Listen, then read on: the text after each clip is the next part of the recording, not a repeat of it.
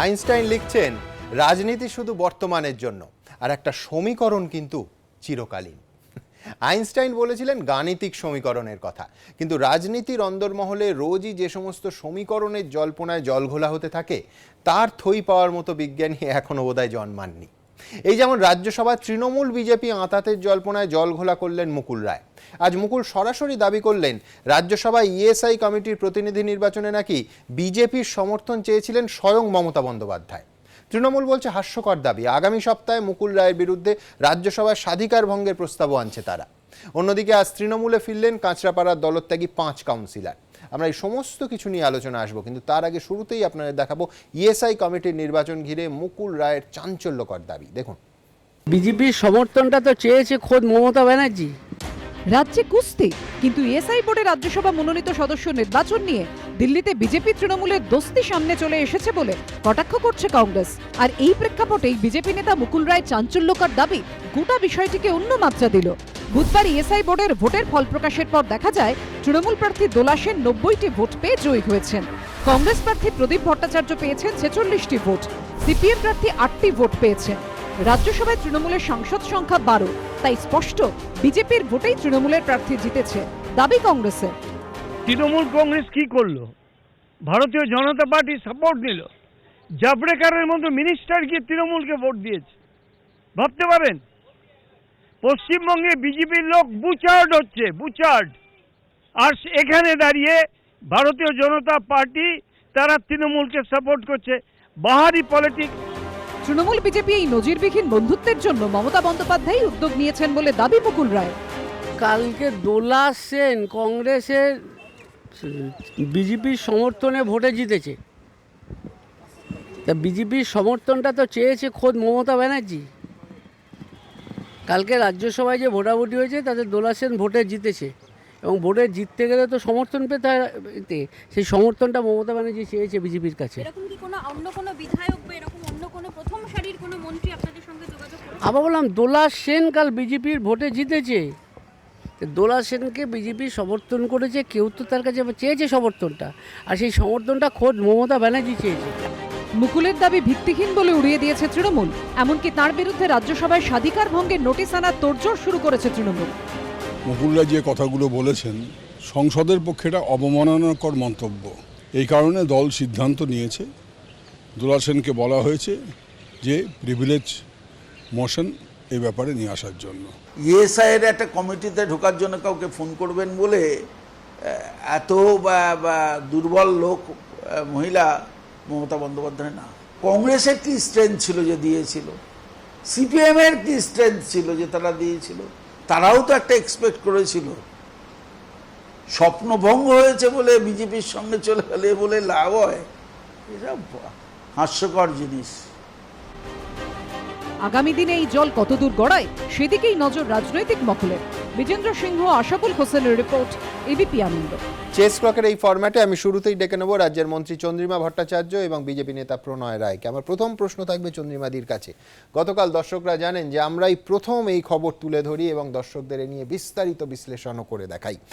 ESI কমিটির নির্বাচনে বিজেপির সাংসদদের ভোটে তৃণমূল সাংসদ দোলা সেন জিতলেন। তৃণমূলের 12 জন সাংসদ 11 জন ভোট দিয়েছেন। চন্দ্রিমাদি, রাজ্যসভায় দোলা সেন 90টা ভোট পেলেন। কালকে প্রদীপ ভট্টাচার্য কংগ্রেসের তরফে বলেছিলেন যে একেবারে আন্ডারস্ট্যান্ডিং, আর আজকে মুকুল রায় বলছেন এই নির্বাচনে বিজেপির সমর্থন নাকি চেয়েছিলেন স্বয়ং মমতা বন্দ্যোপাধ্যায়। আপনার সময় শুরু এখন। দেখুন, সমর্থন চাওয়া এটা আমাদের মহাসচিব আজকেই বলে দিয়েছেন, মাননীয় মন্ত্রী ডক্টর পার্থ চট্টোপাধ্যায়। সমর্থন চাওয়ার কোনো প্রশ্নই ওঠে না। দোলা সেন দাঁড়িয়েছে, যেমন দোলা সেন তৃণমূল কংগ্রেস থেকে দাঁড়িয়েছে, তেমনি অন্যান্য দলের থেকেও কিন্তু দাঁড়িয়েছে। এবারে বিজেপি কাকে ভোট দেবে, কাকে সমর্থন করবে, সেটা বিজেপির ব্যাপার। দেখা গেছে বিজেপি তৃণমূল কংগ্রেসের প্রার্থীকে সমর্থন করেছে, তার মানে এই নয় যে সমর্থন চাওয়া হয়েছে। প্রদীপ ভট্টাচার্য যিনি বলছেন সম্মানীয় সাংসদ, তিনিও তো আমাদের তৃণমূল কংগ্রেসের ভোটে বিজয়ী হয়ে রাজ্যসভায় গেছেন। সুতরাং ব্যাপারটা সেটা নয়, ব্যাপার হচ্ছে মুকুল রায় তার একটু এই গুলিয়ে দেওয়ার একটা প্রবণতা আমরা দেখছি। ইচ্ছা করে কিছু কনফিউশন তৈরি করবার প্রবণতা দেখছি এবং সেই কনফিউশন তৈরি করবার লক্ষ্যে এই ধরনের কথা বলছে। তাই স্বাধিকার ভঙ্গের নোটিশ তার বিরুদ্ধে দেওয়া হবে। স্বাধিকার ভঙ্গের নোটিশ আমাদের সাংসদ সুখেন্দু শেখর রায় ইতিমধ্যেই বলেছেন যে দোলা সেনকে বলা হয়েছে প্রিভিলেজ মোশন নিয়ে আসার জন্য, এবং এই ধরনের অসত্য কথা, এই ধরনের হাইপোথেটিক্যাল একটা কথা কেউ যদি দায়িত্বশীল কোনো লোক হয় সে বলতে পারে না, তাকে তথ্য প্রমাণ দিয়ে বলতে হবে। আমরা দাবি করছি তিনি তথ্য প্রমাণ দিন। প্রতি সময় দেখা যায় যে এই ধরনের অনেক বিধায়ক আমাদের সাথে যোগাযোগ করছে। কে বিধায়ক আমরা শুনি, অনেক মন্ত্রী আমাদের সাথে যোগাযোগ করছে, কে মন্ত্রী আমরা জানতে চাই। তাহলে সেগুলো দেবেন না, অথচ হাইপোথেটিক্যালি গোটা ব্যাপারটাকে একটা বিভ্রান্তকর জায়গায় নিয়ে আসার জন্য এই ধরনের কথা বলবেন, এটা কিন্তু মানুষ মেনে নেয় না। সুতরাং আজকে যে কথাটা উনি বলেছেন তার দায়টা ওনার, তাকে বলতে হবে এইটা ওনাস ইজ আপন হিম টু প্রুভ যে এই কথা মাননীয় মুখ্যমন্ত্রী আমাদের দলের নেত্রী সমর্থন চেয়েছেন। এটা না করলে কিন্তু তার এগেনস্টে যে প্রিভিলেজ মোশন আনা হবে, আমি মনে করি যে সঠিক সিদ্ধান্ত আমাদের সংসদীয় দলের পক্ষ থেকে নেওয়া হবে। ধন্যবাদ চন্দ্রিমা দি। আমি বিজেপি নেতা প্রণয় রায়ের কাছে আসবো। প্রণয় দা, আপনি শুনলেন যে সুখেন্দু শেখর বলছেন হাস্যকর, পার্থ চট্টোপাধ্যায় বলছে কেউ বিশ্বাস করবে না, কিন্তু কথা হলো মমতা বন্দ্যোপাধ্যায় যা সরকারকে, যা দলকে ক্ষমতা থেকে উৎখাত করার জন্য এ রাজ্যে আপনারা লড়াই করছেন, আপনাদের কথা অনুযায়ী এ রাজ্যে আপনাদের কর্মীরা মারা যাচ্ছে, সেই দলের প্রার্থীকে আপনারা সমর্থন দিয়েছেন। তৃণমূল সমর্থন চেয়েছে কিনা সেটা তো পরের ব্যাপার, কিন্তু দিয়েছেন এটা হচ্ছে একদম ফ্যাক্ট দেখা যাচ্ছে। কংগ্রেসের প্রদীপ ভট্টাচার্যকে ভোট দেবেন না, বিজেপি কংগ্রেসকে কেন ভোট দেবে আমি সেটা বুঝলাম। সিপিএমের করিমকে ভোট দেবেন না তাও বুঝলাম, অ্যাবস্টেন করতে পারতেন। সেখানে তৃণমূল প্রার্থীকে ভোট দিলেন। অর্থনীতিতে একটা প্রবাদ আছে যে ফ্রি লাঞ্চ বলে কিছু হয় না, তো এই তো ফ্রি লাঞ্চের মতো। সেখানে মোটিভগুলো আপনাদের কি থাকতে পারে যে রাজ্যসভায় 2020 অবধি আপনারা মাইনরিটি, তার ভেতরে বিল টিল আনার ক্ষেত্রে সুযোগ সুবিধে, তৃণমূলের সঙ্গে অন্য কোনো ডিল, নানা জল্পনা তো বাতাসে ভেসে উঠছে। বিশেষ করে তৃণমূল চেয়েছে কিনা জানি না, কিন্তু বিজেপি সমর্থন দেওয়ার পর মোটিভটা নিয়ে, উদ্দেশ্যটা নিয়ে তো প্রশ্ন উঠছে। আপনার সময় শুরু এখন। দেখুন, আমাদের সংবিধানের বিউটি হচ্ছে এটাই যে সংবিধানে যারা সরকার চালাবে এবং তাদের সরকার কিভাবে চালাচ্ছে তার মনিটরিং করারও কিছু ব্যবস্থা রেখেছে, বিভিন্ন কমিটি আছে এবং সেই কমিটিগুলোতে বিরোধী দল থেকে থাকে। এই যে ইএসআইয়ের যে কমিটি, এই কমিটিতে বিরোধী দলের কোনো একজন এমপিকেই যেতে হবে, শাসক দলের কোনো এমপি যেতে পারবে না। বিরোধী দল যদি সর্বসম্মতভাবে কাউকে তৈরি করতে পারতো তাহলে এই নির্বাচন হতো না, সাধারণভাবে ভোটই হয় না। কিন্তু এখানে যখন নির্বাচনের প্রশ্ন এসছে, তো এখানে তো আমাদের এমপিরও দায়বদ্ধ আছে যে সেখানে বিরোধী দলের কোনো এমপির যাতে প্রতিনিধিত্ব থাকে, তো তাদেরকে 3 জনের মধ্যে যে কোনো একজনকে চুজ করতে হবে এবং সেইখানে আমাদের দলের কোনো, তার মানে দাঁড়ালো যে কংগ্রেস এবং সিপিএম এর থেকে অপেক্ষাকৃত কম সত্ত্বেও আপনারা, আমি ওখানেই আসছি যে যেহেতু দায়বদ্ধতা আছে যে কাউকে ইলেক্ট করতে সেখানে পাঠাতে হবে, যেহেতু কোনো হুইপ ছিল না তো এখানে এমপিরা ফ্রি ছিল কে কাকে ভোট দেবে।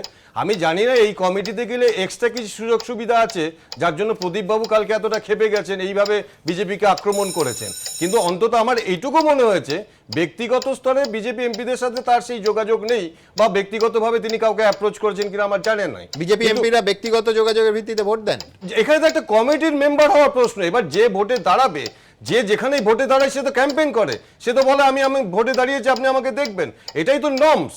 যখন ভোটে দাঁড়িয়েছেন তৃণমূলের তো আর এমপিতে ওরা জিততে পারবে না, তো প্রচুর ক্যাম্পেইন করেছিল না হয়েছে। এবার ওইখানেই হচ্ছে প্রশ্ন যে আমি একটা জিনিস, এই আপনাদের যে কাগজটা না পড়লে আমাদের পিছিয়ে পড়তে হয়, সেই কাগজের ইন্টারনেট ভার্সনে যেটা বেরিয়েছে আমি 2 লাইন খালি পড়ে দিচ্ছি। গত সপ্তাহে রাজ্যসভায় বিরোধী সমন্বয় নিয়ে সিপিএম এর সঙ্গে কথা হয়েছিল তৃণমূলের। এক ধাপ এগিয়ে এইবার ইএসআই কমিটিতে রাজ্যসভার মনোনীত প্রার্থীর পদটি প্রাথমিকভাবে সিপিএমকে ছেড়ে দিতে চেয়েছিল তৃণমূল, তবে গতকাল গভীর রাত পর্যন্ত চেষ্টা করেও সিপিএম প্রার্থীকে সমর্থন করার জন্য কংগ্রেসকে রাজি করাতে পারেনি তৃণমূল। তখন তারা স্থির করে ভোটে অংশগ্রহণ থেকে বিরত থাকবে, কিন্তু তৃণমূল নেতৃত্ব বিবেচনা করে দেখেন কংগ্রেস এবং সিপিএমকে মাঠ ছেড়ে দেওয়াটা ন্যায্য হবে না, ভুল বার্তা যেতে পারে তাতে। না এটা তো বুঝলাম, হ্যাঁ ঠিক আছে, কোনো অসুবিধা নেই।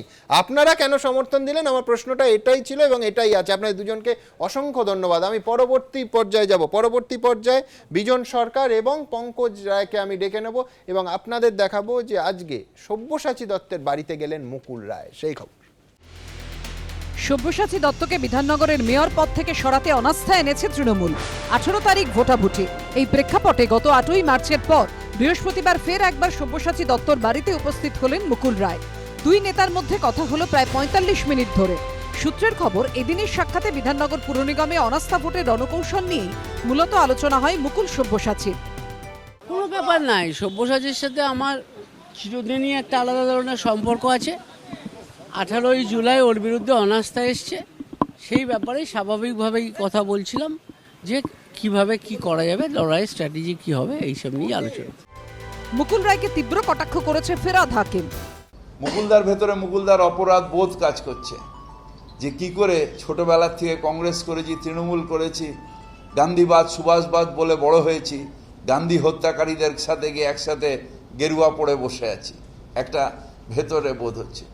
সেই অপরাধ বোধটাকে কমানোর জন্যে মুকুলদা এখন কি করছে, তার যে পুরনো যারা চেলা ছিল তাদের চেষ্টা করছে টান্না। মুকুলদা এখন সেইটা করছে এবং সব্যসাচী সেই নৌকাতে পা দিয়ে দিয়েছে।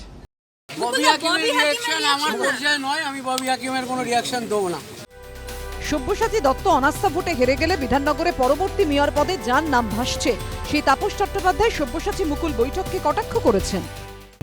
রতন চেনে তো উনি মানে এটা হচ্ছে দলবিরোধী কার্যকলাপ। আমি দেখুন নিউ টাউনে একটা বক্তব্য রাখতে গিয়ে বলতাম আমাদের কর্মীদের যে আমাদের এখানে বিজেপি দু প্রকার, একটা দৃশ্যত বিজেপি, একটা অদৃশ্যত বিজেপি। অদৃশ্যত বিজেপি দৃশ্যত হচ্ছে। মুকুল রায় যে জাল ফেলতে এসছেন, সেই জালে আমাদের যে মাছ আছে না, আমরা কাউন্সিলররা, এই মাছ ওর জালের মুখে ঢুকবে না। কখনো লুচি আলুর দম, কখনো পরোটা আলুর দম। মুকুল সব্যসাচী সাক্ষাতে খাবারের মেনু বদলের সঙ্গে সঙ্গে জল্পনাও তীব্র হয়েছে। বারবার উঠছে একটাই প্রশ্ন, সব্যসাচী কি বিজেপিতে যাচ্ছেন? এই নিয়ে সব্যসাচী প্রকাশ্যে কিছু বলতে চাইছেন না, তৃণমূল আবার প্রকাশ্যে বোঝাতে চাইছে বিষয়টিকে তারা বিন্দুমাত্র গুরুত্ব দিচ্ছে না। অনাস্থা কর্পোরেশনের গণতান্ত্রিক অধিকার কাউন্সিলররা এনেছে। আমি আমার রিপোর্ট দিয়ে দিয়েছি চেয়ারম্যানকে। চেয়ারম্যান নিশ্চিতভাবে তার মিটিং ডাকবেন। এমন একটা বড় নেতা নন যে যার জন্য খুব তাড়াহুড়ো করার ব্যাপার আছে, যে যাচ্ছে যাক। বৃহস্পতিবার সমস্ত তৃণমূল বিধায়ককে নিয়ে বৈঠক করেন তৃণমূল নেত্রী। সেখানে গড়হাজির ছিলেন রাজারহাট নিউ টাউনের তৃণমূল বিধায়ক সব্যসাচী দত্ত। সৌভিক মজুমদার ও রঞ্জিত সাউয়ের রিপোর্ট, এবিপি আনন্দ।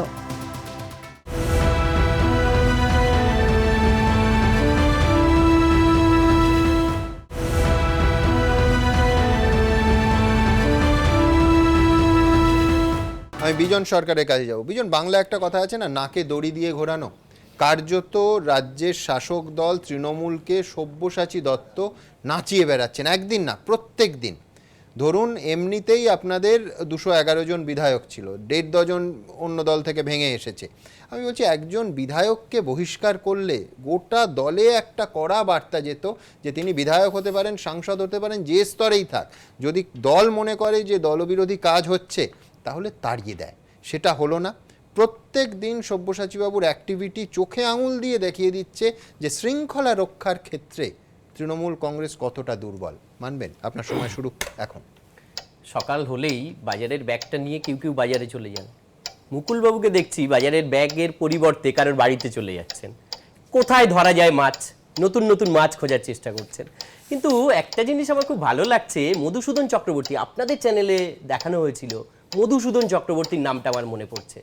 বিধাননগর নর্থ পিএসে একটা এফআইআর হয়েছিল 2,40,000 টাকা কাটমানি নেওয়ার জন্য, এবং 1 কোটি টাকা আরও না দিলে আরও হুমকি দেওয়া হয়েছিল। কাটমানি থেকে বাঁচার জন্য মুকুলবাবুর শরণাপন্ন হয়েছেন সব্যসাচীবাবু। সেই গল্পটা আমার মনে পড়ছে যখন মমতা বন্দ্যোপাধ্যায়, আমার সেই আপনাদের ভিডিওটা যদি একটু চালান তাহলে দেখবেন মমতা বন্দ্যোপাধ্যায়ও আপনাকে কিছু করতে পারবেন না। মমতা বন্দ্যোপাধ্যায় সত্যিই কিছু করেছেন, কাটমানিটা ফেরতের দাবি তুলেছেন বলে একটা সারা ভারতবর্ষব্যাপী এটা একটা সামাজিক আন্দোলন, আর সেই আন্দোলনে যারা ফেঁসে গেছে তারা মুকুলবাবুর দ্বারস্থ। আর আপনি যে প্রশ্নটা করছেন, আমার একটা জিনিস মনে পড়ছে, মুকুলবাবু কি পোস্টে আছে? মুকুলবাবু তো এখানে তাও এমপি ছিলেন, সেকেন্ড ইন কমান্ড ছিলেন তৃণমূলে। বিজেপিতে কি পোস্টে আছেন বলুন তো? আমি মনে করছি তার নিজের পোস্ট কনফার্ম নয় বিজেপিতে, তিনি নাকি সব্যসাচীবাবুকে নিয়ে যাবেন। কি পোস্ট দেবেন? 3 জনের নাম ভাসছে, একজন হচ্ছে দিলীপ ঘোষ, সুব্রত চট্টোপাধ্যায় আর মুকুলবাবু, তিনজনে নাকি ঠিক করবেন বিজেপিতে কারা আসবেন না। তা দুজন, দিলীপবাবু আর সুব্রত চট্টোপাধ্যায় একদিকে থাকলে মুকুলবাবু তো তাকে ডাকলেও পোস্ট দিতে পারবেন না। আমার আরেকটা জিনিস মনে পড়ছে, হালিশহর, কাঁচরাপাড়া থেকে শুরু করে অনেক রাজ্যে বিভিন্ন জায়গা থেকে তৃণমূল ছেড়ে বিজেপিতে গেছিলেন অনেকে, তারা তো আবার ফিরতে শুরু করেছেন। তো উনি ভাবছেন আমি গেলে আবার তো ফিরে আসতে হবে না। কিন্তু প্রশ্ন হলো, কাগজ আর কলম এক জিনিস নয়। আমার যেটা মনে হচ্ছে, কাটমানির ভয়ে সব্যসাচী বাবু মুকুলবাবুর দ্বারস্থ নয় তো। আর কাটমানি ওষুধটা এমন কাজ করেছে সারা রাজ্য জুড়ে, বিজেপি ভয় পাচ্ছে যে তাদের দিকে আঙুল ওঠে কিনা। কারোর নামে তো আবার এই লোকসভা ভোটে দেখা যাচ্ছিল যে কত টাকা দিয়েছে বিজেপি, সেই টাকাটা খরচ করতে পারেনি। বেশ, বিজনের সময় শেষ, আমি পঙ্কজদার কাছে যাব, কিন্তু পঙ্কজদা তার আগে দর্শকদের আমি দেখিয়ে দেব যে হালি শহরের পর কাঁচরাপাড়া পুরসভা, বিজন একেবারে শেষ অংশে যে কথাটা বলছিল, আজকে 5 জন বিজেপিতে যোগ দিয়েছিলেন, বিধানসভায় এসে তৃণমূলে তাদের অবস্থান একেবারে স্পষ্ট করলেন। অঙ্কটা দেখব, তারপর প্রশ্নে আসবো। মঙ্গলবার হালিশহর পুরসভা আর বৃহস্পতিবার কাঁচরাপাড়া পুরসভা, ফের বিজেপিতে যোগদানকারী তৃণমূল কাউন্সিলরদের ঘর ওয়াপসি। এদিন বিধানসভায় পুরমন্ত্রী ফিরহাদ হাকিমের উপস্থিতিতে তৃণমূলে যোগ দেন কাঁচরাপাড়া পুরসভার দলত্যাগী 5 কাউন্সিলর। এরা হলেন কাঁচরাপাড়া পুরসভার 2 নম্বর ওয়ার্ডের কাউন্সিলর অলোকানন্দা চৌধুরী, 7 নম্বর ওয়ার্ডের সঞ্জীব সাহা, 8 নম্বরের কাউন্সিলর বাণীব্রত মণ্ডল, 9 নম্বর ওয়ার্ডের কল্পনা দে এবং 23 নম্বর ওয়ার্ডের আশা কুমারী। ভোটের আগে খুব থ্রেট দিচ্ছিল যে আমার যারা কাজকর্ম করতো আমার ওয়ার্ডে দলের হয়ে, তাদের থ্রেট দিচ্ছিল ভোট দিতে দেবে না ইত্যাদি ইত্যাদি। তারপরে ক্লাব ভাঙচুর, ওই জন্য ভয়ে আমরা নিজেদেরকে বাঁচানোর জন্যই চলে গেলাম দিল্লিতে। তারপরে এখন স্বেচ্ছায় আসলাম, কেন আমরা তৃণমূল দলটাকে ভালোবাসি। ভেবেছিলাম যে ওখানে একটা সুস্থ পরিবেশ থাকবে রাজনীতির ক্ষেত্রে, কিন্তু আমরা সেই পরিবেশটা দেখতে পাইনি। ওখানে যারা আগের থেকে বিজেপি করতো তারাই, মানে আমাদের কোনো গুরুত্বই নেই, মানে আমরা যে দল করব সেই রকম পরিস্থিতিও ওখানে নেই। তৃণমূলের দাবি, গত 28শে মে 5 জন দিল্লিতে বিজেপিতে যোগ দিয়েছিলেন।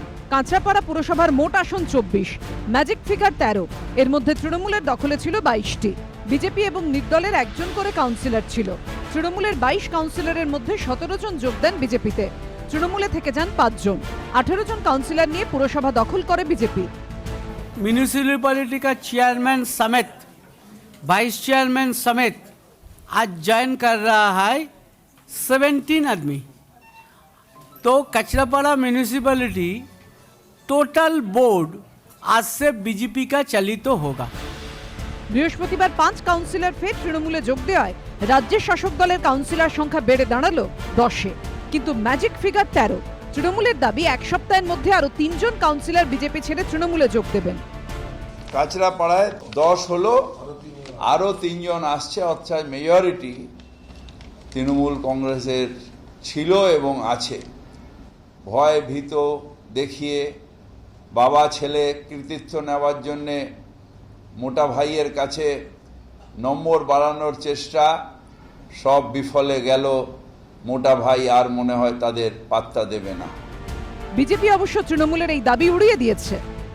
না হালি শহর গেছে, না যাবে, আর না কাঁচরাপাড়া গেছে, না যাবে। আমি আপনাকে দায়িত্ব নিয়ে বলছি, এই সপ্তাহের শেষের মধ্যে পঞ্চায়েত সমিতি আমরা দখল করব।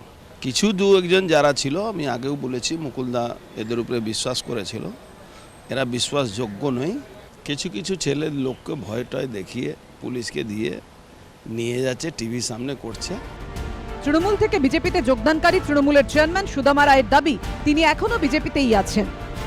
24 জন কাউন্সিলর, ওর মধ্যে 20 জন বিজেপিতে যোগ দিয়েছিলেন। 5 জন গেলেও কোনো বিজেপির ভোট বিজেপি থাকবে। হ্যাঁ, লোকসভা ভোটে ব্যারাকপুর কেন্দ্র থেকে হেরে যাওয়ার পরই একে একে তৃণমূলের হাতছাড়া হয় হালিশহর, কাঁচরাপাড়া, ভাটপাড়া, নৈহাটি ও বনগাঁ পুরসভা। এবার একে একে পুরসভা পুনর্দখলের চেষ্টা করছে তৃণমূল। আশাবুল হোসেন ও সমীরণ পালের রিপোর্ট, এবিপি আনন্দ।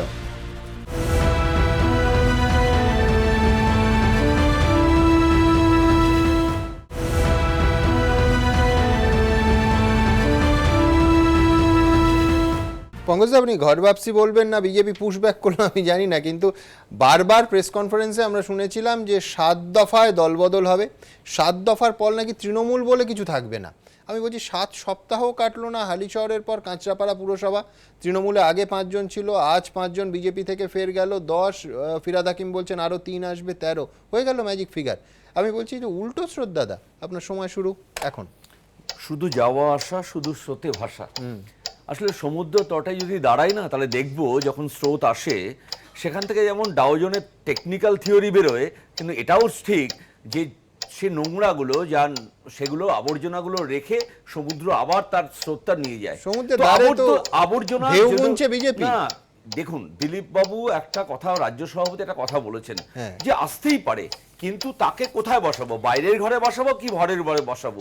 এটা কলিং বেল বাজিয়ে আবার বাড়ি চলে যাচ্ছে নয়। আমার মনে হয় তারা অ্যাকাস্টমড হতে পারেনি, সেই জন্যই তারা থেকে গেছে। থাকতেই পারেন, এটা নিয়ে কোনো বলার নেই। আর যারা বলছেন না যে কাটমানি ভয় দেওয়ার ভয়ে, আসলে কাটমানি দুটো অংশ আছে, একটা 75, একটা 25। কেউ বলছে 25টা নিচের অংশ, 75টা মাথার অংশ। তো আসলে 25 দিতে হবে বড় জোর, তার 3 গুণ দেওয়ার ব্যাপারটা কি হবে, সেই সেটেলমেন্টটা কোথায় হবে আমি জানি না। কিন্তু আমার মনে হয় যে এই যাওয়া আসাটা থেকে নতুন করে লোক জন্মাবে, সে ভোটার হবে, তার জন্য 24 বছর অপেক্ষা করতে হবে।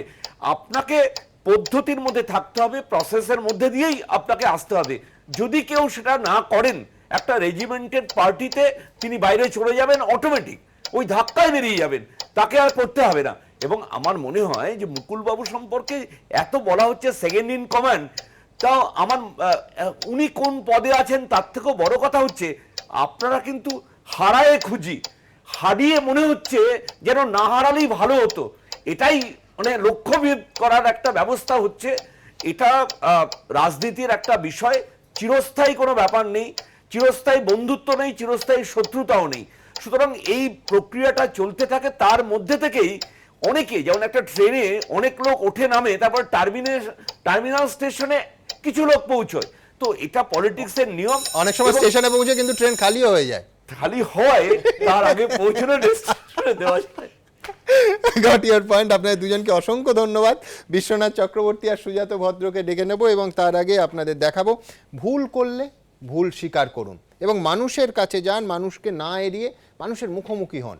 বিধায়কদের ডেকে তৃণমূল ভবনে আজ এই বার্তা দিলেন তৃণমূল নেত্রী তথা রাজ্যের মুখ্যমন্ত্রী মমতা বন্দ্যোপাধ্যায়।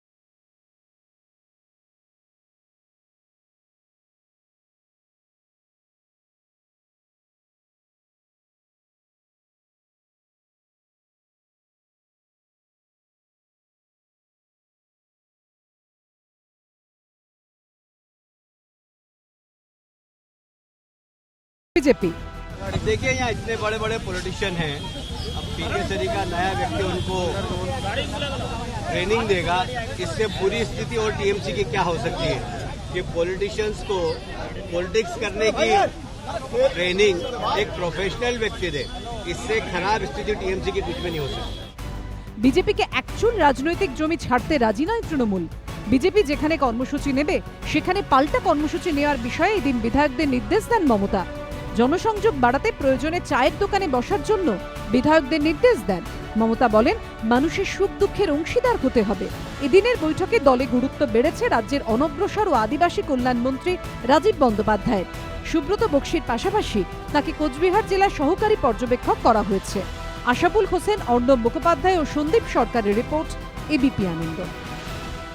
আমি বিশ্বনাথ চক্রবর্তীর কাছে আসবো। তৃণমূল ভবনে বিধায়কদের বৈঠকে মমতা বলছেন, ভুল করলে স্বীকার করুন, মানুষের মুখোমুখি হন। কিন্তু আমি বলছি, ভুল স্বীকারের প্রশ্ন তো তখন আসবে। আমি খানিকক্ষণ আগে বিজন বলে গেল যে কোট আনকোট সারা ভারতবর্ষব্যাপী সামাজিক আন্দোলন হচ্ছে কাটমানি বিরুদ্ধে আন্দোলন। গতকাল দক্ষিণ 24 পরগনার ডায়মন্ড হারবারে আমরা দেখিয়েছি পঞ্চায়েত সদস্য এই কাটমানি নেয়ার অভিযোগে তাকে পুলিশ গ্রেফতার করেছে। কিন্তু আমি বলছি, এটা তো পঞ্চায়েত স্তরে শুধু থাকছে না বিশ্বনাথ বাবু। গতকাল রেজ্জাক মোল্লার ছেলের বিরুদ্ধে অভিযোগ উঠেছিল, আরাবুল ইসলামের ছেলের বিরুদ্ধে অভিযোগ উঠেছে আজ। অর্থাৎ ক্রমশ ওপরের দিকে আসছে। আবার বলছি, অভিযোগ প্রমাণ করতে হবে। কিন্তু কোথাও কি এই যে কাটমানি কাটমানি কাটমানি বিজনের কথায় আন্দোলনের চেহারা নিয়েছে, সেটা ব্যাকফায়ার করছে না? তো আপনার সময় শুরু এখন। দেখুন, আমার বিজেপি যদি 18টা আসন না পেত, তবে মমতা বন্দ্যোপাধ্যায় এই উদ্যোগ নিতেন কিনা আমার সন্দেহ আছে। কেন আমি কথাটা বলছি, রাজনীতিবিদরা অনেক ধরনের অভিনয় করে মানুষের মন জয় করবার চেষ্টা করেন। এটা মানে একটা বিপর্যয়ের পরে, নির্বাচনী বিপর্যয়ের পরে মন জয়ের নানা উদ্যোগের মধ্যে প্রশান্ত কিশোরকে আনা ও তার সাথে একাধিক বৈঠক করা, এমনকি তৃণমূলের বিধায়কদের বৈঠকে তিনি থাকছেন। ফলে প্রতি মুহূর্তে কৌশলী একটা মমতা বন্দ্যোপাধ্যায়, যে মমতা বন্দ্যোপাধ্যায়কে স্বতঃস্ফূর্ত পেতাম আমরা, সেই মমতা বন্দ্যোপাধ্যায়কে কৌশলী পাচ্ছি। তুমি কম কথা বলো, তুমি সোশ্যাল মিডিয়া ব্যবহার করো, তুমি এই করো, তুমি সেই করো, অর্থাৎ কুশলী মমতাকে আপনি পাচ্ছেন। এই মমতা উল্টোটাও বলুন, কৈলাস বিজয়বর্গী বলছেন প্রফেশনালদের কেন সাহায্য নেবেন রাজনীতিবিদরা? 2014-তে বিজেপি কি করেছিল? না, আমি তাকে একই কথা বলবো। মানে মানে মানে রাজনীতিবিদ ওই জন্যই তো বললাম, অভিনয় করে অনেক কিছু মানুষের মন জয় করবার চেষ্টা করেন। দেখুন, 3-4টে বিষয় এখানে খুব পরিষ্কার। একটা হলো যে মমতা বন্দ্যোপাধ্যায় শেষ পর্যন্ত আরাবুল ইসলামের ছেলের বিরুদ্ধে ব্যবস্থা নিতে পারবেন কি? শেষ পর্যন্ত রেজ্জাক মোল্লার ছেলের বিরুদ্ধে যে অভিযোগ উঠেছে ব্যবস্থা নিতে পারবেন কি? আমরা সবাই জানি। মানে আপনি কেবলমাত্র গুটি কয়েক ব্যক্তির উপরে চাপালেন বা তাদের অর্থ হয়তো দেওয়ার চেষ্টা করলেন, মানে যে কাটমানি খেয়েছে, অথচ মাথা উপরের দিকে যাদের অর্থ, যেটা মানে শতাব্দী রায় পর্যন্ত বলেছে যে চেন সিস্টেমের উপরের দিকে টাকা যায়, তাদের কি হবে? যে নেতারা টাকা নিল তাদের টাকা কে দিবে? খুব স্পষ্ট করে বলতে গেলে এই যে পর্যায়টা এখন চলছে, সেটা হলো ভাবমূর্তি নির্মাণের পর্যায়। আমি কেন ভাবমূর্তি নির্মাণের পর্যায়ে বলছি, এই মমতা বন্দ্যোপাধ্যায় সেদিন পর্যন্ত বললেন যে 11 সালে যদি আমরা রবীন্দ্রসঙ্গীত না বাজিয়ে যদি একটু ধোলাই পেটাই করে দিতাম তাহলে ভালো হতো। সুব্রত দা এটাই পরামর্শ দিয়েছিল। অর্থাৎ তিনি খেদ। এই মমতা বন্দ্যোপাধ্যায়কে আমি সেদিন বিশ্বাস করবো যেদিন আরেকবার জিতে এই ধরনের অবস্থান তিনি নেবেন। অর্থাৎ এই ভাবমূর্তি তিনি আজকে যেটা দেখাচ্ছেন, সেটা আরেকটা নির্বাচনে জেতার পরে যদি তিনি নেন, তখন বলবো যে হ্যাঁ, মমতা বন্দ্যোপাধ্যায় সঠিকভাবে জননেত্রীর কথা বলছেন। এখন যেটা বলছেন সেটা কৌশলগত অবস্থান থেকে বলছেন, একদম পরিষ্কার নিজের হারানো ভাবমূর্তি ফিরে পাওয়ার উদ্যোগ। বেশ কৌশলগত এবং ভাবমূর্তি পুনর্নির্মাণ। আমি সুজাত ভদ্রের কাছে আসবো, কিন্তু তার আগে আপনাদের দেখাবো যে মন্ত্রী এবং বিধায়কদের ভাতা বৃদ্ধি এবং সেইখানে বিতর্ক, বামেদের বিরোধিতা। দেখুন।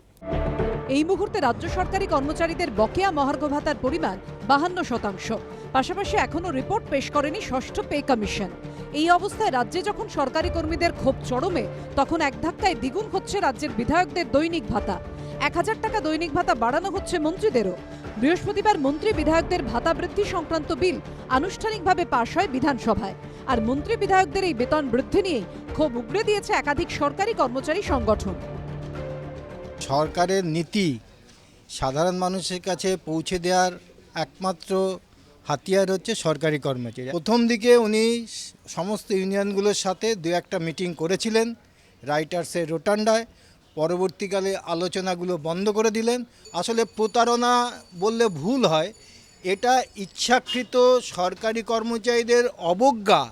মুখ্যমন্ত্রী, মন্ত্রীরা এবং এমএলএদের মায়না সকলেরই 1 লাখ টাকার ওপরে হয়ে গেছে, মায়না এবং ভাতা মিলিয়ে, এবং সরকার পক্ষ বিরোধী পক্ষ নির্বিশেষে হাততালি দিয়ে সেটা পাস করেছে। অথচ সরকারি কর্মচারীদের 4 বছর প্রায় হতে চলল, এখনও বেতন কমিশন তার সুপারিশটুকু পেশ করতে পারল না। বিলের বিরোধিতা করে বিধানসভায় বাম পরিষদীয় দলের নেতা সুজন চক্রবর্তী বলেন, সরকারি কর্মীরা বকেয়া ডিএ পাচ্ছেন না, কবে পাবেন তার ঠিক নেই। আর আবার আমরা নিজেদের মতো করে ডিএ বাড়িয়ে নিলাম, এতে মানুষের কাছে ভুল বার্তা যাবে। তিনি প্রস্তাব দেন একটা কমিটি গঠন করা হোক, তারাই এই বিষয়ে চূড়ান্ত সিদ্ধান্ত নেবে। কংগ্রেসের আবার প্রশ্ন, বিধায়ক ও মন্ত্রীদের বেতন ও ভাতা আলাদা কেন হবে? তৃণমূল আবার বাম কংগ্রেসের বিরুদ্ধে দ্বিচারিতার অভিযোগ করেছে। বিধানসভায় পার্থ চট্টোপাধ্যায় বলেন, বিরোধী বিধায়করাই বারবার ভাতা বাড়ানোর কথা বলেছেন, এমনকি মুখ্যমন্ত্রীর কাছে গিয়েও বলেছেন। ওরা ভেতরে এক কথা বলেন আর বাইরে এসে আরেক রকম কথা বলছেন। এই পরিস্থিতিতে মহার্ঘ ভাতা না পেলে আন্দোলনের হুঁশিয়ারি দিয়েছে সরকারি কর্মচারী সংগঠনগুলো। বিভিন্ন সংগঠনগুলো বিভিন্ন ধরনের কর্মচারী মারফতে মুখ্যমন্ত্রীর কাছে এই বার্তা পৌঁছে দিতে চাইছে যে মুখ্যমন্ত্রীর এই যে টালবাহানা বেতন সংশোধনকে নিয়ে এবং মহার্ঘ ভাতা নিয়ে, তাতে কর্মচারীরা খুব ক্ষুব্ধ এবং কর্মচারীরা সহ্য করবে না এবং কর্মচারীরা আরও বড় আন্দোলনের পথে হাঁটার চেষ্টা করছে। এ বিষয়ে পার্থ চট্টোপাধ্যায় বলেন, সরকারি কর্মীদের বকেয়া দিয়ে দেওয়া এবং পে কমিশনের বিষয়ে দ্রুত পদক্ষেপ করা হবে। কবে রাজ্য সরকার তাদের প্রতিশ্রুতি পূরণ করবে, এখন সেদিকেই তাকিয়ে সরকারি কর্মচারী মহল। উজ্জ্বল মুখোপাধ্যায়, সুমন ঘরাইয়ের রিপোর্ট, এবিপি আনন্দ।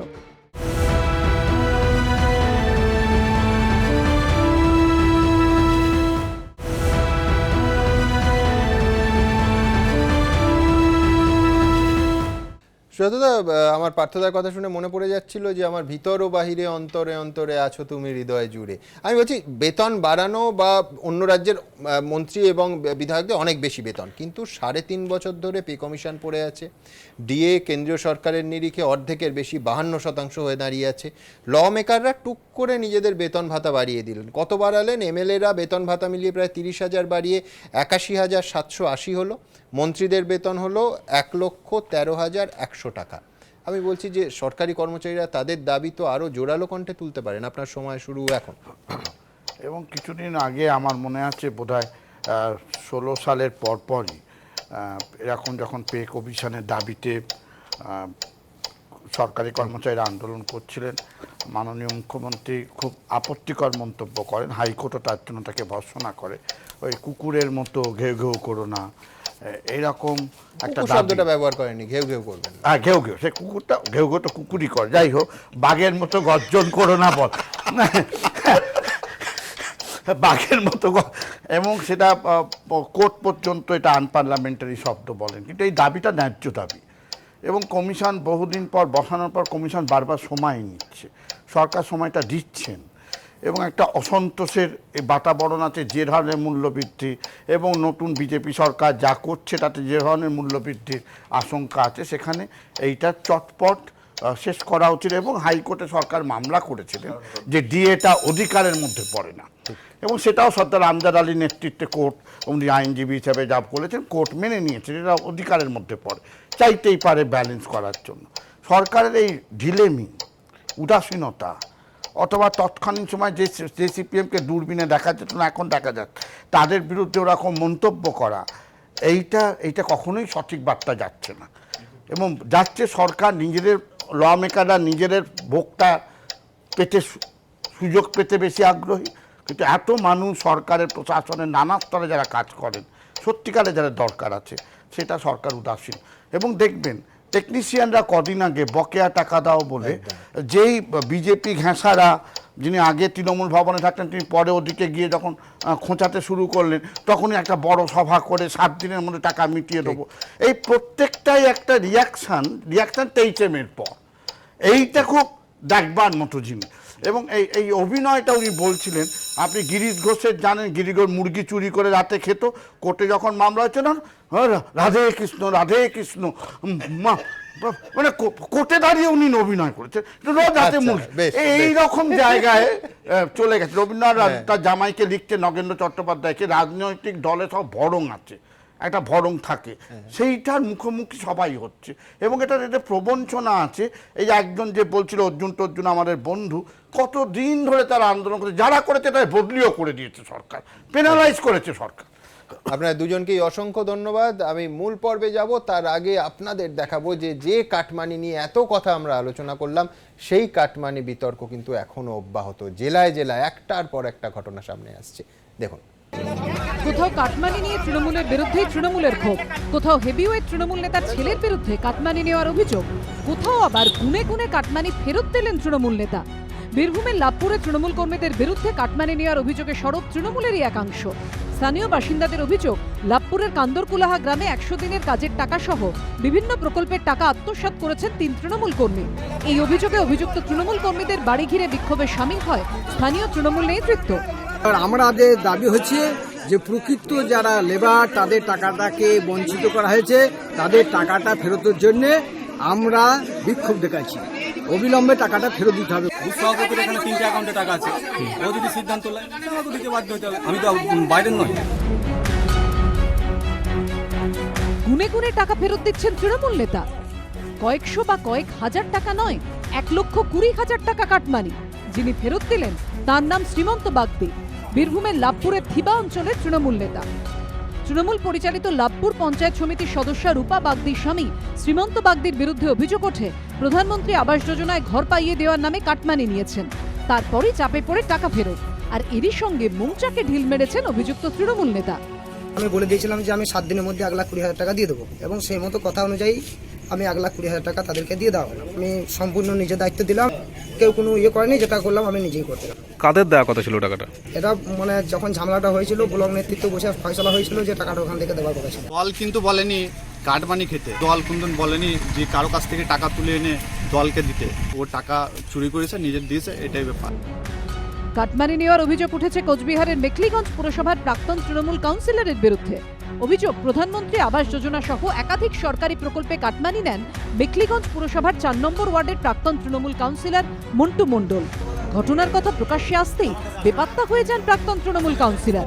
বৃহস্পতিবার গ্রামে ফিরে 1 মাসের মধ্যে টাকা ফেরতের আশ্বাস দিয়ে মুচলেখা দেন তিনি। ঘরের প্রধানের নাম করে প্রায় 12 লক্ষ টাকা বেআইনিভাবে বেনিফিশিয়ারির কাছ থেকে নেই। কাটমানি আগামী 11/8/19 তারিখে নিজ হাতে ফেরত দিতে প্রধানমন্ত্রীকে বাধ্য করেন। গ্রামবাসীদের অভিযোগ, 60 জন উপভোক্তার কাছ থেকে 12 লক্ষ টাকা কাটমানি নিয়েছিলেন তৃণমূল নেতা। ভাঙড়ে আবার অভিযোগের আঙুল উঠেছে হেভিওয়েট তৃণমূল নেতা আরাবুল ইসলামের ছেলের দিকে। আরাবুল ইসলামের ছেলে হাকিমুলের অনুগামীদের বিরুদ্ধে ভয় দেখানোর অভিযোগে থানায় মামলা রুজু হয়েছে।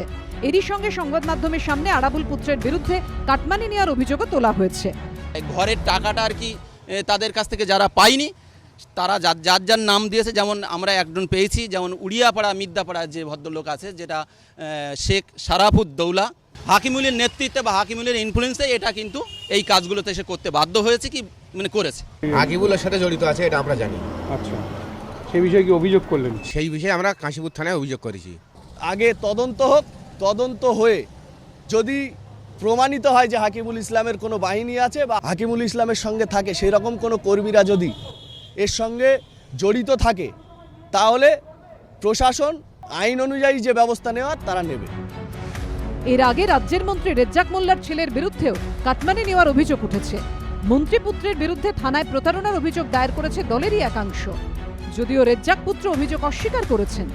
এবিপি আনন্দ।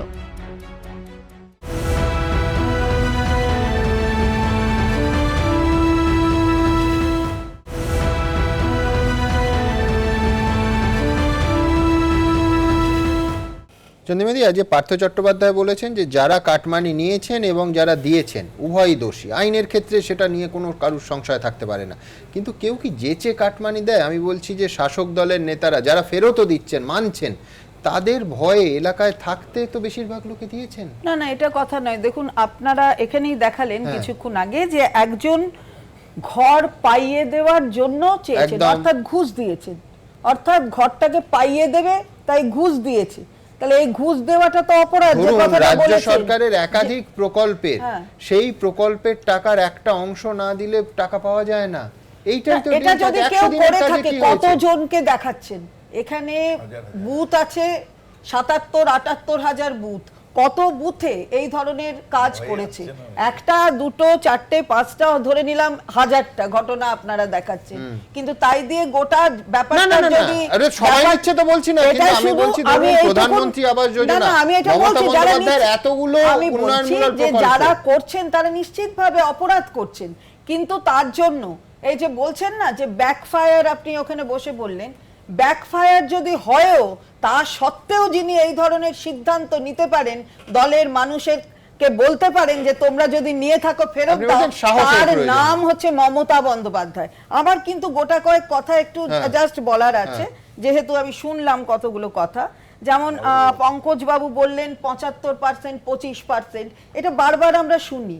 আপনাদের ব্যাক অফিস কিন্তু ভীষণ স্ট্রং, একটু দয়া করে ওই দিন দেখাতে বলবেন যে কিসের জন্য বলেছিলেন, মমতা বন্দ্যোপাধ্যায় কাকে বলেছিলেন, কিসের জন্য বলেছিলেন। আর বিশ্বনাথ বাবু বললেন যে এই রাজনীতিবিদ যারা, রাজনৈতিক যারা কাজ করেন, মানে রাজনীতি নিয়ে রাজনৈতিক কর্মী যারা, তারা সবাই নেতা, সবাই অভিনেতা। জীবনের রঙ্গমঞ্চে কিন্তু বিশ্বনাথ বাবু অভিনয় করেন।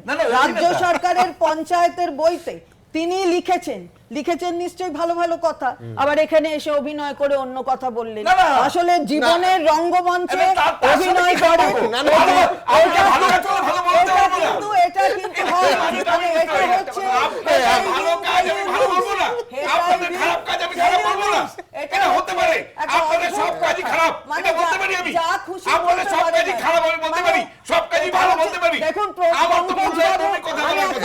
পঙ্কজ বাবু হোক, প্রণয় বাবু হোক, তারা বসেছেন তাদের দলের কথা বলতে, আর যারা কথা বলতে তাতে আমি সম্মতি আমার দিতে পারি অথবা না দিতে পারি, সেটা আমার দলের ব্যাপার এবং আমার ব্যাপার, আমি সেই আঙ্গিকে দেখব। কিন্তু বিশ্বনাথ বাবুদের হচ্ছে এটা মানে আনন্দের একটা ব্যাপার যে যেখানে যখন যা খুশি বলতে পারেন আর জনতার মধ্যে মিশে যান, জনতার মধ্যে যখন জনতার মধ্যে মিশে যান। আমি জনগণের, আমি তিনটে জায়গা থেকে কথাটা বলেছি। একটা কথা হলো যে প্রশান্ত কিশোর এসেছে এবং একাধিকবার এসেছে, আপনি না জেনে বললেন যে প্রশান্ত কিশোরের সাথে মমতা বন্দ্যোপাধ্যায়ের একটা, আপনি না জেনে বলতে পারেন না। প্রশান্ত কিশোর, আমি আজকে বিধায়কদের মিটিং এ ছিলাম, কোথাও প্রশান্ত কিশোর কিংবা অভিষেক বন্দ্যোপাধ্যায় আসেনি। তৃণমূল ভবনে আমি তো অন্তত দেখিনি। আমি বলছি আপনার মাননীয় মুখ্যমন্ত্রী একটা, আপনি জানেন না, আপনি তো অনেক কিছু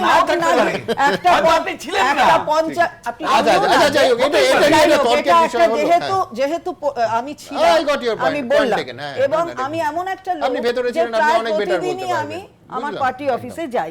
নির্বাচনী বৈতরণী পার আমরা কিভাবে বৈতরণী পার হবে সেটা তো আমাদের বিষয়। আপনি কিভাবে আপনার অধ্যাপনা করবেন সেটা আপনার বিষয়। আমি সেটা নিয়ে কোনো চর্চা করতে পারি না, আমি সেটা নিয়ে চর্চা করতে পারি না। আমি দুজনকে সময় দেবো, এক সেকেন্ড। আমি শুধু চন্দ্রিমাদিকে বলবো যে প্রশান্ত কিশোর আজকে যদি নাও যান, তাতে প্রশান্ত কিশোর তৃণমূলের হয়ে কাজ করছেন বা তার, আমার কথাটা বলতে দিন। হ্যাঁ, আমি বলছি বা তৃণমূলের কে সাহায্যের চেষ্টা করছেন, এই ফ্যাক্টর বোধহয় কোনো তফাৎ হয় না, কোনো অসুবিধা হয় না, একদম না। একটা রসিকতা আমার রসিকতা করতে না দিলে আমি ভোট দিয়ে নেবো না, আপনাকে বলতে দেবো না, একমাত্র বিশ্বনাথ চক্রবর্তীকে বলতে দেবো। তার আগে একটা ছোট্ট টিপ্পণি, চন্দ্রিমা ভট্টাচার্য খানিকক্ষণ আগে বললেন যে বিশ্বনাথ বাবু জীবনের রঙ্গমঞ্চে অভিনয় করেছেন। উনি একটা ছবিতে আমার ধারণা সৌমিত্র চট্টোপাধ্যায়ের সঙ্গে অভিনয় করেছেন, ওটাও যোগ করে নিতে পারছেন।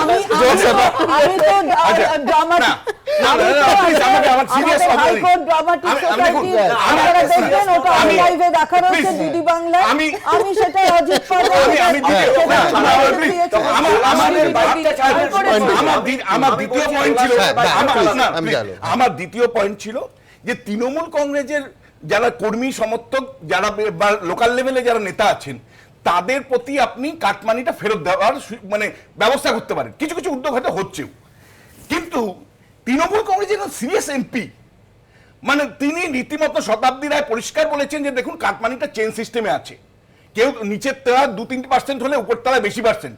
তাহলে উপর তলায় যে নেতাগুলো নিল, এই যে হাকিমুল এর বিরুদ্ধে অভিযোগ এসছে, এই যে রেজ্জাক মোল্লার ছেলের বিরুদ্ধে অভিযোগ এসছে, তৃণমূলের লোকরাই তো অভিযোগগুলো করেছে।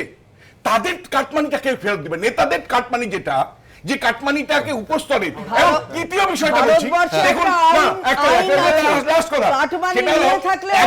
একজন সমাজবিজ্ঞানের ছাত্র, আপনার চ্যানেলে আসি আমি একজন সমাজবিজ্ঞানের ছাত্র, একজন রাজনীতি বিশ্লেষক হিসাবে, আমার চোখে সবটাই হোয়াইট বলে কিছু নেই, সবটাই ব্ল্যাক বলে কিছু নেই। আমরা কিন্তু বিভিন্ন শেড পাই, অর্থাৎ আমরা কিন্তু সমাজের যে গতি প্রকৃতি, রাজনীতির যে গতি প্রকৃতি, তাতে নানা রং পাই, নানা বৈচিত্র্য পাই।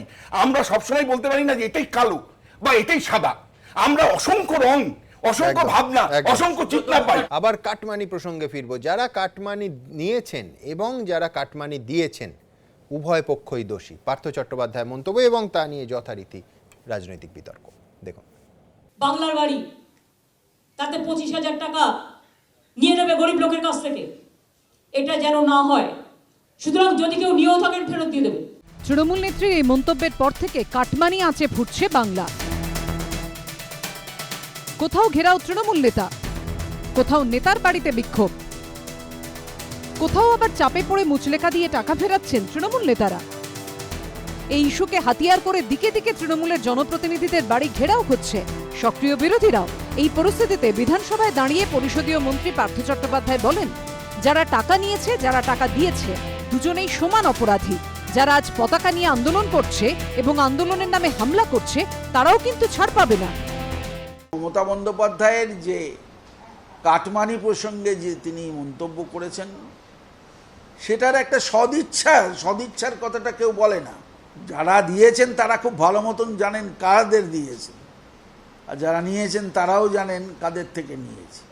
তাদের যদি কেউ অন্যায় করে থাকে তাহলে ইতিমধ্যেই শাস্তি হবে, যদি না হয় তখন কিছু করুন। আর পতাকা তুলে কর্মসূচির মতন এখানে লিখে দিচ্ছে, ওখানে পোস্টার মারছে, এটা তো মেনে নেওয়া যায় না। তৃণমূলের হুঁশিয়ারিতে গুরুত্ব দিতে নারাজ বাম কংগ্রেস।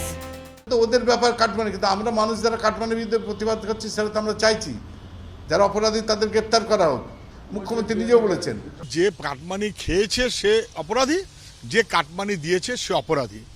তার মানে যে কাটমানি দিয়েছে সাধারণ মানুষ, যে তৃণমূলের নেতারা অপরাধী, এখন তারা সেই অপরাধের দায়টা সাধারণ মানুষের উপরে চাপাবার মধ্য দিয়ে আরেকটা অপরাধ করছে। তৃণমূলের দিকে পাল্টা প্রশ্ন ছুড়ে দিয়েছে বিজেপি।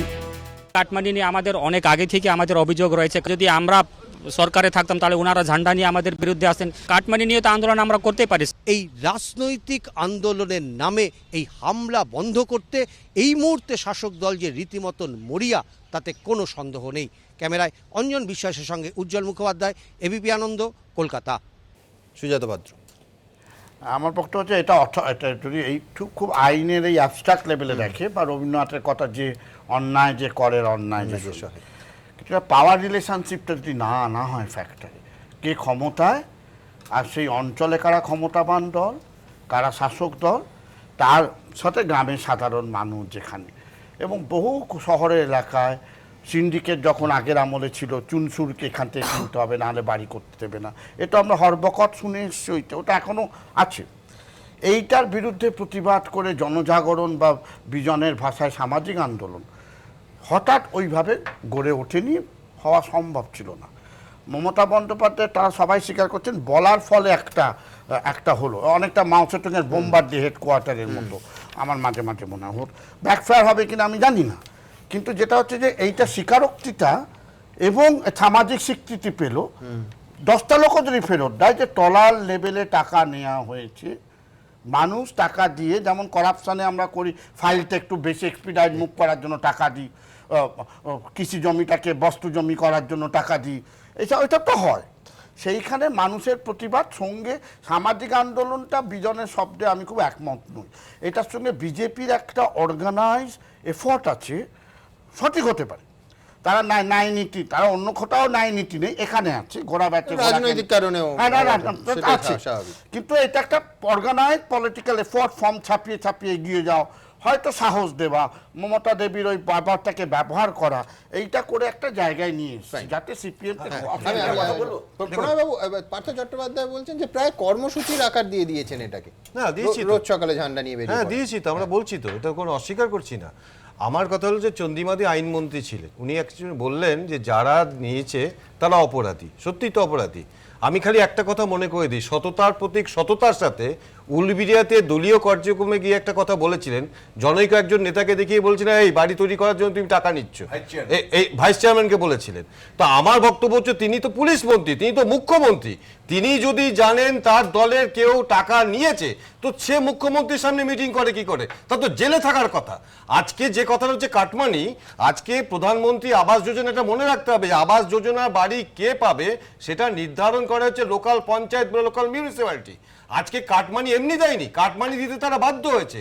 কন্ডিশন হচ্ছে 20,000 টাকা তুমি দিলে তোমার নামটা আমি দেব, যার নাম যাবে তার নামে টাকা আসবে ব্যাংকে, ব্যাংকে টাকা আসার পর প্রথমে তাকে 20,000 টাকা দিতে হবে। অর্থাৎ এখানে কেউ খুব ভালোবেসে দেয়নি। আমার বাড়ি নেই, বাড়ি পেতে গেলে প্রথমে 20,000 টাকা দিতে হবে, তারপরে আরেকটা উদাহরণ দেবো, এটা তো কাটমানির কথা হচ্ছে, ফুল মানি একটা আছে। ফুল মানি যেটা হচ্ছে ডিমনিটাইজেশনের পরে পশ্চিমবঙ্গ সরকার ডিক্লেয়ার করেছিল যারা অন্য স্টেটে আছে তার শ্রমিকদের যাদের কাজ গেছে তাদেরকে কিছু সহযোগিতা করবে। আপনি জানেন আমি একটা চ্যানেলে দেখছিলাম প্রাক্তন আইএস অফিসার নজরুল ইসলাম ডোমজুর থানাতে, সেখানে দমকল থানাতে লিখিত অভিযোগ করেছে কাদের অ্যাকাউন্টে টাকা এসছে যারা কেউ বাইরে কোনোদিন কাজ করেনি, সেই টাকাগুলো কোথায় গেল তিনি লিখিত কমপ্লেন করেছেন, প্রশাসন কোনো ব্যবস্থা নেয়নি। তো এইগুলো যদি মুখ্যমন্ত্রী না দেখে, আজকে যে মুখ্যমন্ত্রীকে মহান করছেন, মুখ্যমন্ত্রী সাহসের পরিচয় দিয়েছেন, এই সাহস তো প্রশাসনে দেখান, যাদের অভিযোগ আসছে তাদেরকে গ্রেপ্তার করুন। যদি 3 বছর আগে করতেন তাহলে অনেক গরিব মানুষ বেঁচে যেত। সততার প্রতীক বলে আমি কোথায় বলছি, আপনারাই তো বলেন সত্যি করেই তো সততার প্রতীক। না তাহলে কি সততার প্রতীক না? আপনারাই তো বলেন। আপনি তো টিজ করে বললেন, আমি বলছি হ্যাঁ সততার প্রতীক। আপনার যে দলীয় নেতা প্রধানমন্ত্রী, আজকে আপনার দল রাফায়েল নিয়ে, নোটবন্দি নিয়ে একটা কথা কি বললো? এখন অবধি ফেরত দেওয়ার কথা বললো, সেই সৎসাহস রাখলো। আচ্ছা বেশ, তার আগে খানিকক্ষণ আগে চন্দ্রিমাদি বলছিলেন যে আমাদের ব্যাক অফিস খুব স্ট্রং। যে কথাটা নিয়ে বিরোধীরা হাতিয়ার করছে ঠিক সেই বক্তব্যে ঠিক কি ছিল মমতা বন্দ্যোপাধ্যায়ের কণ্ঠে দেখাও।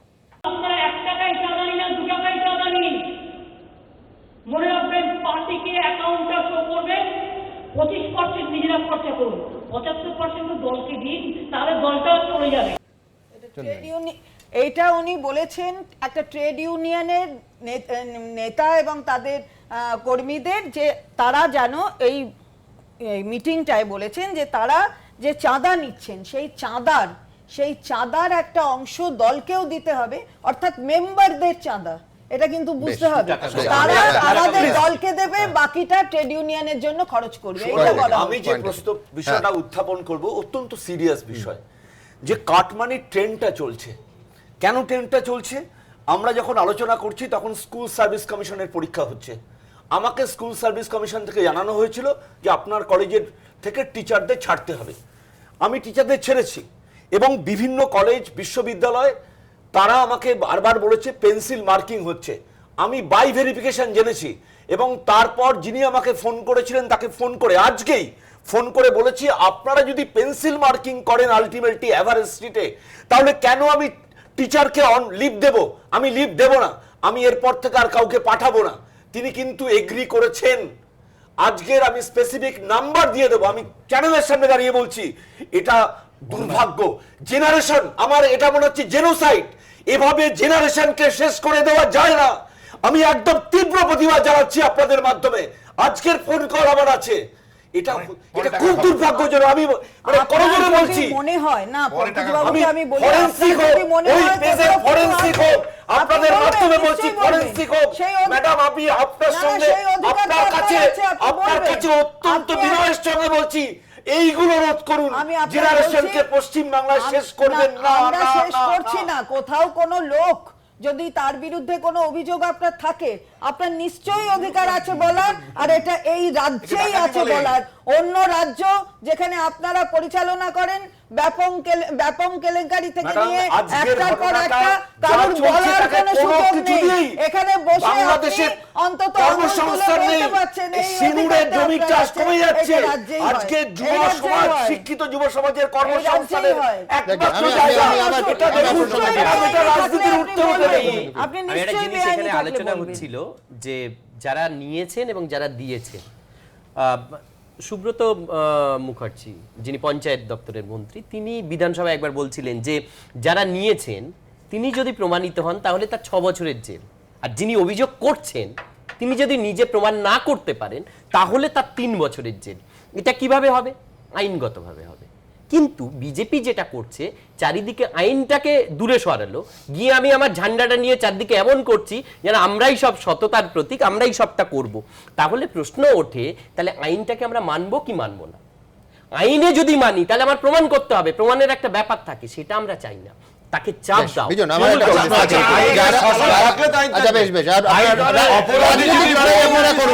আমার প্রশ্ন হচ্ছে যারা মুখ্যমন্ত্রীর সামনে বসে থাকে, সেখানে আইন হবে কোথা থেকে?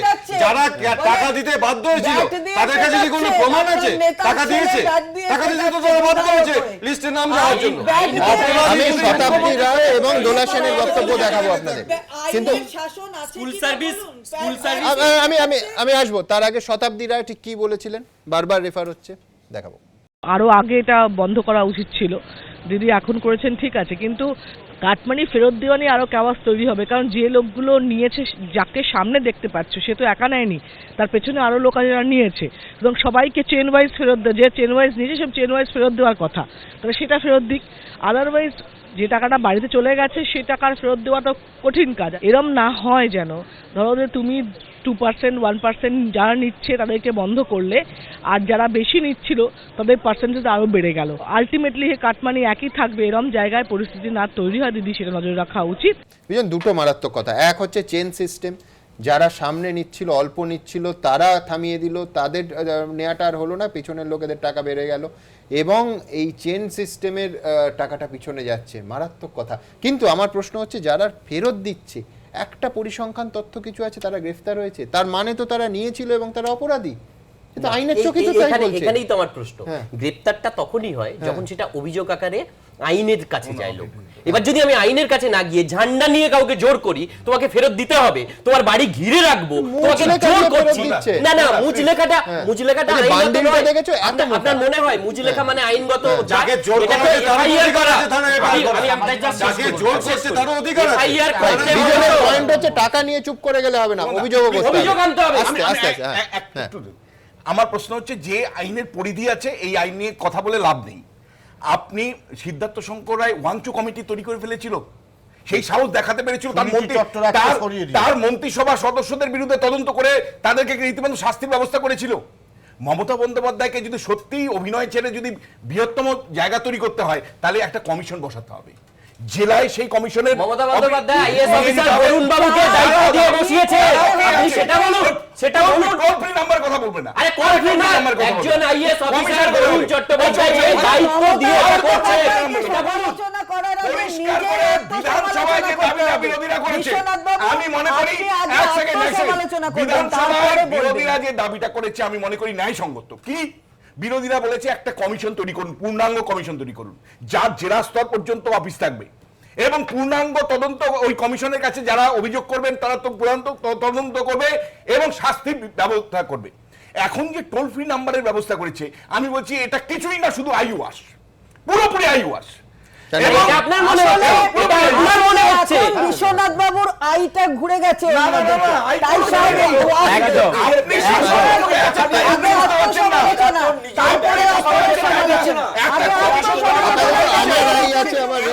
এবং সেটা বলছে যে এই অনুষ্ঠানের সময়সীমা প্রায় ফুরিয়ে এসেছে। আমরা শুরু করেছিলাম ইএসআই নিয়ে, যেখানে মুকুল রায় বলছেন যে তৃণমূল আবেদন করেছেন বিজেপির সমর্থনে, কিন্তু আজকে বিধানসভায় বিজেপির বিরুদ্ধে তৃণমূল, কংগ্রেস, বামেরা সবাই এক হয়ে প্রস্তাব আনছে, রাজ্যে সাম্প্রদায়িকতায় উস্কানি দেওয়া হচ্ছে সেই অভিযোগে, দেখাবো। দল ভাঙানোর অভিযোগে বিজেপির বিরুদ্ধে সংসদে একজোট কংগ্রেস, তৃণমূল, বামেরা। ঐক্যের সেই সুর রাজ্য বিধানসভাতেও। বিজেপিকে কাঠগড়ায় তুলে সাম্প্রদায়িকতা এবং রাষ্ট্রায়ত্ত সংস্থাগুলির বিলগ্নীকরণের প্রতিবাদে বিধানসভায় একজোট সব পক্ষ, পাশ হল প্রস্তাব। যদিও বিধানসভার বাইরে দাঁড়িয়ে তিন দলই কিন্তু তিন দলের বিরুদ্ধে আঙুল তুললেন। এদিন রাজ্য বিধানসভায় শাসক তৃণমূল এবং বিরোধী বাম কংগ্রেসের পক্ষ থেকে দুটি প্রস্তাব পেশ করা হয়। সেই প্রস্তাবের উপর শুরু হয় আলোচনা। বিধানসভা সূত্রে খবর, শুরুতেই মন্ত্রী ফিরহাদ হাকিম বলেন, বাংলায় সাম্প্রদায়িক শক্তি বৃদ্ধির জন্য দায়ী বিজেপি, এই ইস্যুতে একজোট হয়ে লড়তে হবে। বিরোধী দলনেতা কংগ্রেসের আব্দুল মান্নান বলেন, বাংলায় সাম্প্রদায়িক শক্তি কেন মাথাচাড়া দিচ্ছে তার কারণটাও খুঁজে বের করতে হবে। বামেদের প্রশ্ন, বাংলায় সাম্প্রদায়িক শক্তির উত্থানের দায় কি রাজ্য সরকার এড়াতে পারে? রাজ্য সরকারের অপদার্থতার জন্য বিজেপি যে বাড়ছে, এইটা শাসক দল বুঝুক। দখলদারির রাজনীতি করব, বিজেপিকে প্রশ্রয় দেব, উত্থান ঘটাবো, আর এখন এসে কান্নাকাটি করলে হবে? সাম্প্রদায়িকতা রুখতে একজোটে লড়াইয়ের অঙ্গীকার করলেও বাম ও কংগ্রেসের অবস্থান নিয়ে বিরক্ত তৃণমূল। যারা মনে করছেন যে সাম্প্রদায়িকতার বিরুদ্ধে লড়াই করার দরকার, তারা ভিতরে একরকম বলছেন, বাইরে আরেক রকম হচ্ছে। সাম্প্রদায়িকতার বিরুদ্ধে সবচেয়ে উজ্জ্বল মুখটার নাম হচ্ছে মমতা বন্দ্যোপাধ্যায়। উল্টো দিকে সাম্প্রদায়িকতা ইস্যু প্রশ্নে তৃণমূল, কংগ্রেস, সিপিএম 3 দলকেই আক্রমণের পথে হেঁটেছে গেরুয়া শিবির। সাম্প্রদায়িকতার যেটা বীজ যেটা এখানে রোপণ হয়েছে সেটা তো এই বর্তমান সরকার করেছে। রেজানুর রহমান যেটা অশোক টোডি আমরা সবাই জানি, ওনার মেয়ে প্রিয়াঙ্কা টোডি, তাহলে এটা তো লাভ জিহাদ যে ওনাকে মেরে ফেরা হলে রেল লাইনে, তার এখনও কোনো মানে শুনওয়াই হয় না ঠিক মতন। তাহলে তখন গভর্নমেন্ট কী ছিল? দিল্লিতে ছিল ইউপিএ এবং স্টেটে ছিল লেফট গভর্নমেন্ট, তাহলে তখন কি এখানে বিজেপি ছিল? এদিকে রাজ্য বিধানসভা সূত্রে খবর, বিধানসভার অধ্যক্ষ বিমান বন্দ্যোপাধ্যায় পরামর্শ দেন তৃণমূল এবং বাম কংগ্রেসের দেওয়া 2টি প্রস্তাব থেকেই কিছু কিছু অংশ নিয়ে একটি প্রস্তাব তৈরি করা হোক, তারপর তা পাঠানো হোক দিল্লিতে। উজ্জ্বল মুখোপাধ্যায়ের রিপোর্ট, এবিপি আনন্দ, কলকাতা।